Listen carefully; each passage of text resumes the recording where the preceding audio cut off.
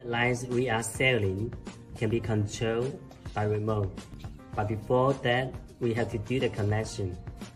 The connection is very simple, and now I'm going to show you that. Be prepared to press this button here. But don't press yet. As long as we turn on the light, press this button immediately. Okay, let's do that.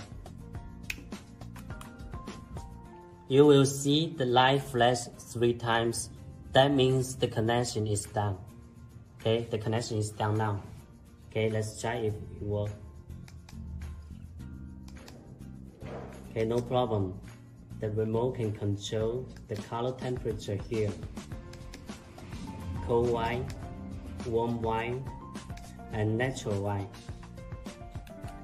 Sleeping mode, daylight mode, and turn it off, turn it on, no problem.